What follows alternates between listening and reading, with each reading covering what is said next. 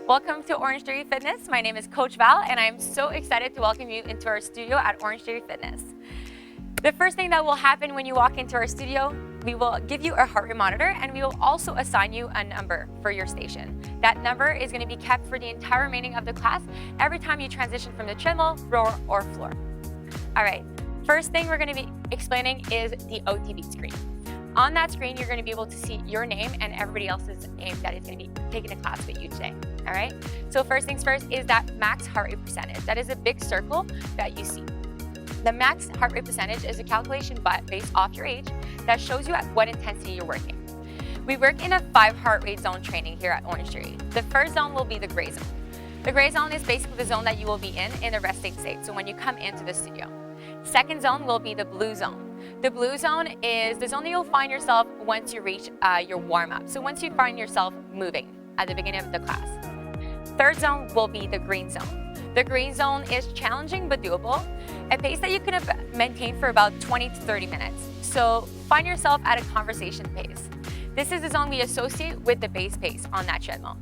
The next zone will be the orange zone. The orange zone feels uncomfortable.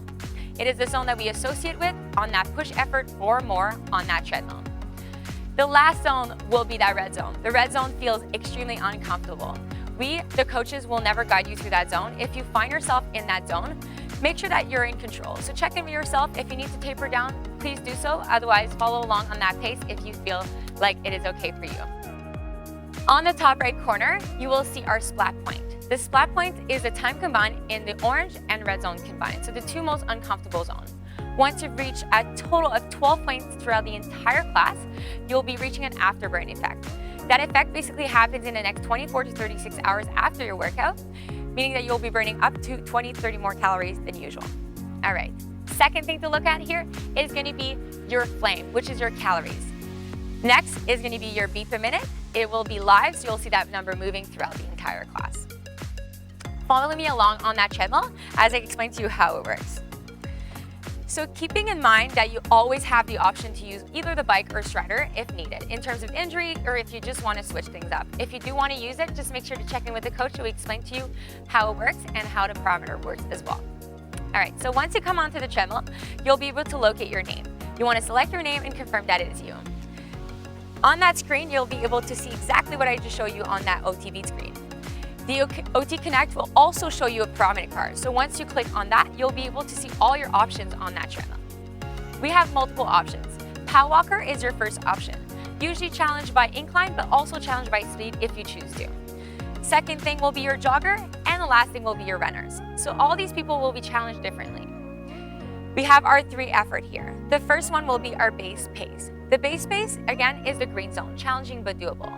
My Power Walker, your parameters, you're looking at about 3.5 to 4.5 miles per hour at a 1 to 3% incline or greater. Joggers and runners are looking to find 1% incline as our flat road at OrangeTheory Fitness at a 4.5 speed or greater. Next thing is going to be your push pace. Your push pace for my Power Walker, my coach will guide you through a specific incline. If that incline doesn't suit you, you can also give you a minimum of 4%. Then for my joggers and runners, you're looking to add a little bit more speed, so 1 to 2 miles above your base or greater. Once again, we are feeling uncomfortable, looking to reach that orange zone. The last effort here will be your all out. That all out feels extremely uncomfortable. So if you're Power Walker, we're looking at 10% or greater. Joggers and runner, we're looking to give you everything we have 2 miles above our base or greater. So once again, feeling extremely uncomfortable on that all out. These are all your parameters. You can also follow your own feeling. So if you need to taper down or give a little bit more, you can follow your own desire. All right, so on that treadmill, nice and simple, we have our start, our pause, and stop button. In case of emergency, you can always pull on that safety key. It will stop the treadmill immediately. On the left, you will see your incline. On the right, you will see your speed. Those treadmills are quick touches, so you can also, if you need to put a 4.5 miles per hour, just click 4 and 5, and it'll go immediately to that 4.5 miles. On that treadmill, you'll also be able to see that speed, incline, time, pace, and distance at the center. In case you would want to turn the fan off, you can always click on the little fan button here or turn it higher on clicking in the bottom right corner. Couple of safety tips here on that treadmill. We want to make sure that we never do those things. First thing is jumping the rails. We want to make sure that we never reach the side of the rail while the treadmill is on, all right? This could be a cause of injury, so just make sure to take the time to slow down the treadmill to come at a walking pace before you stop completely. Second thing, we want to make sure that we keep our conversation or chat with our coach or sales associate throughout the mirror. That way, there's no loss of balance or coordination. Lastly, we want to make sure that treadmill is at a complete stop before we come off. So no sliding or surfing off the treadmill, all right? So just make sure to click stop, wait till it's completely stopped, and then we come off.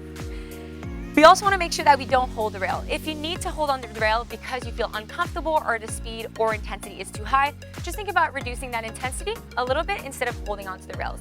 Reason being, it does reduce the intensity of your workout, so we want to make sure that we really take advantage of all the effort that we can put on that treadmill. So just take the chance to take it down. All right, so now that we're at our assigned station on the floor, you'll be able to see all the equipment that we'll be using at OrangeTheory Fitness on the floor. The first thing you'll be able to see is our dumbbell rack. You'll see that the dumbbell starts at a lower weight, and as it goes down, the weight increases. You also have a T-Rex, BOSU, Abdolly resistance band, and then lastly, we have our bench that can be decreased in height and also elevated as a seat if ever needed. You'll also be able to find heavier dumbbells at a corner out of our studio, and also the med balls, which is usually used on the rower paired with distance challenges, all right? So throughout the floor block, the coach will be there to help you and challenge you and also explain every single thing that you'll be doing throughout the block. We'll also be able to see a visual aid that is on our Splat TV. So this will be with you throughout the entire class. You'll see that these people are moving with you. So if ever you don't remember how to do a movement exactly or the amount of repetition needed, this is going to be there to help you. All right, so this is the last station I'll be explaining to you today. This is actually going to be the station that you're going to be starting on the first time you're going to be with us at OrangeTheory Fitness. So first things first, we want to press on at the bottom left corner button.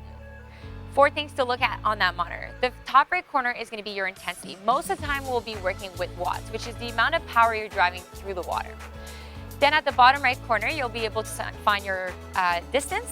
Bottom left is going to be your duration, and at the top left corner is going to be your stroke rate. So the amount of time you pull on that handle every minute.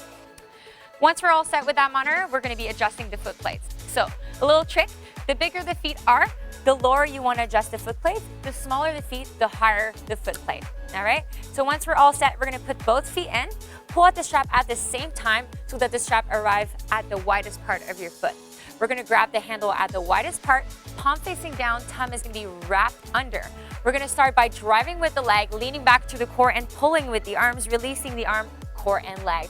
So we want to make sure that handlebar arrives between your sternum and your belly button.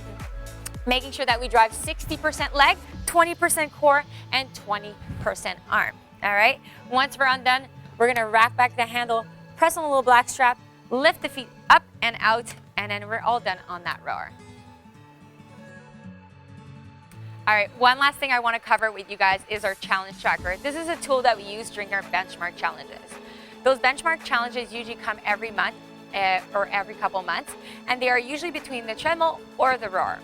Once you have completed that challenge, you'll be able to input your results on that challenge tracker. This is a great tool to use to track your progress with us at OrangeTheory Fitness.